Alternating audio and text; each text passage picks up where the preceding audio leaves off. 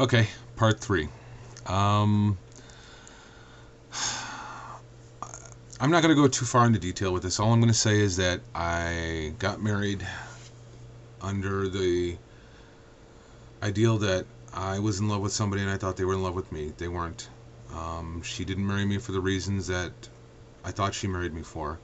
And when everything fell apart with my mom and my mom passed away, it was over. It was done.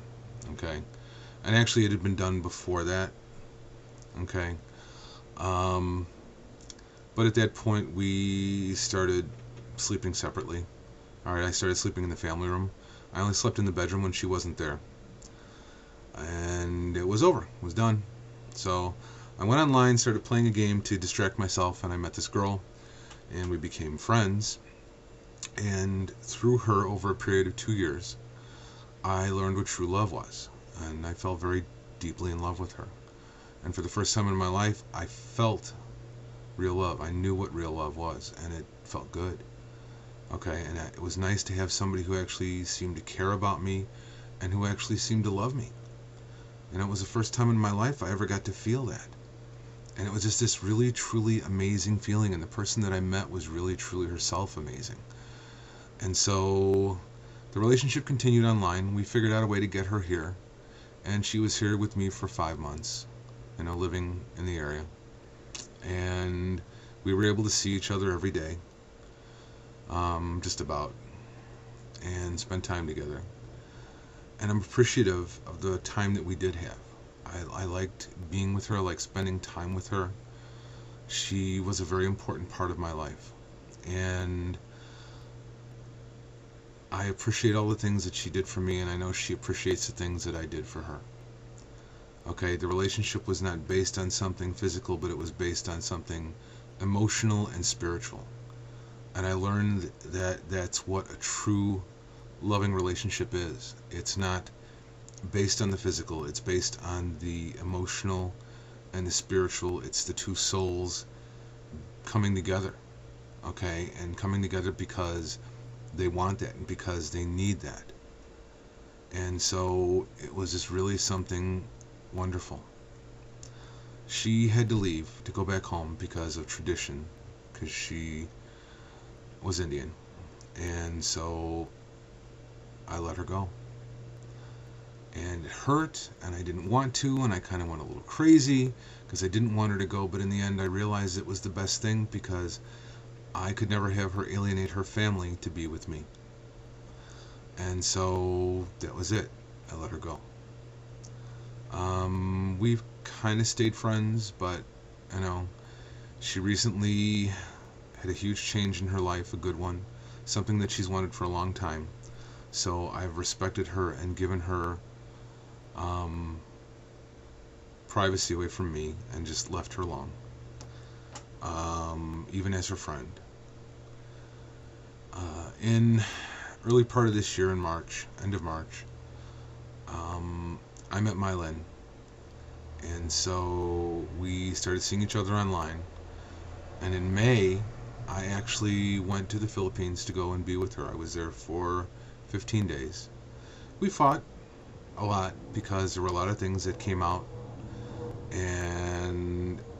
but in the end I realized that I still loved her, and I really truly loved her with my heart and with my soul. And so I stayed with her and kept giving her chances, and that's what everything has been, is she keeps being stubborn and being pig-headed, and I've kept giving her chances. So it's been an emotional roller coaster, and I've been through a lot of crap in my life. All right, I've been cheated on and lied to and taken for everything. And now recently with this roommate, okay, I thought I had somebody who was a friend, and in fact she was very hurt by the fact that I introduced her as my roommate and not as my friend first, okay? But obviously I was wrong because she took everything she could take and stole my dog. I still can't get over that, That was my mom's dog. Lady, what the hell kind of person steals a dog? To those of you that know me and have been here, okay, Brandy was as much a part of my family as my children. Okay, I mean, she was like, she was part of my family. And now this lady left on the 29th, and she took my dog, and I'm completely alone. So I go through every single day in this house now, alone, okay, with very little contact. And what little contact I do have is strained at best. So here I am again, dealing with all the bullshit and all the crap. And it's frustrating. It's crazy, okay? So when somebody sits there and tells me that I'm weak, okay, don't say that I'm weak unless you know what it is I've been through in my life. I mean, I've been through hell, and I'm still going through hell. And to sit there and accuse me of being weak without knowing what I've been through, okay, is just a ludicrous statement. All right, I am not a weak person. Yeah, I'm an emotional person. Yes, I will admit that anytime, day or night. I will admit that. All right, because I'm a caring, loving, giving man. Okay, and I have a very deep heart and a very deep soul. Okay, and my emotions run deep because my love runs deep. Okay, because that is something that my mother and my family instilled in me. Okay, is the ability to be able to love very deeply and with my whole heart and soul. I can't be a cold, callous person. Okay, I can't be a violent person, even though I've been accused of that too. Somebody accused me of being violent with her, okay? And all I can say is that my first wife, Fran, laughed and said, "You've got to be kidding." You? Alright? I mean, just to make a long story short, Fran tried to get me to be violent with her so that we could split up, and I never once, ever raised a hand to her.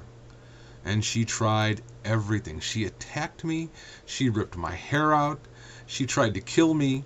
Okay, and I still would not raise a hand to her, ever. Alright? It's not me. It's not in my nature. The worst thing that I will do is, if somebody's trying to hurt me, okay, I will hold them back. I will never hit someone, ever, no matter how angry I get. Okay, and this stems from the fact that when I was very young, I had a very bad temper. Alright, very bad.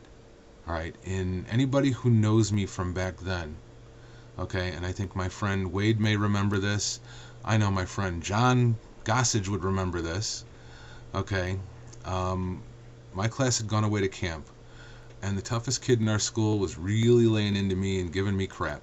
Okay, so I took him and I flipped him and I threw him about 12 feet across the room, and when he landed, he broke his arm. After that, he had the utmost respect for me, and we were friends after that point. Okay, but there was also another incident where somebody had really gotten me mad, and I took him and I was playing basketball with his head on concrete, and it took two very large janitors to pull me off of him, and he ended up going to the hospital.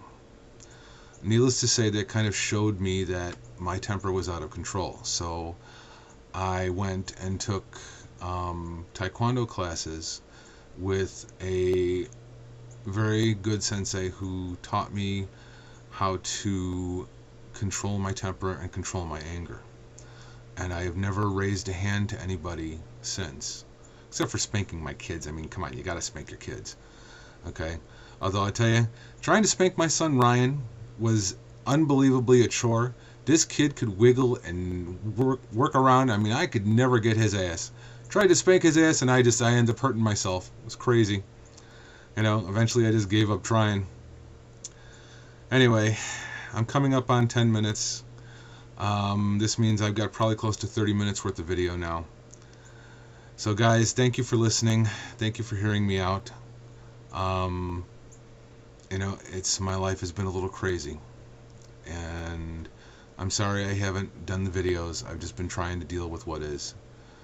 And in spite of the insanity, I'm still here and I'm still trying.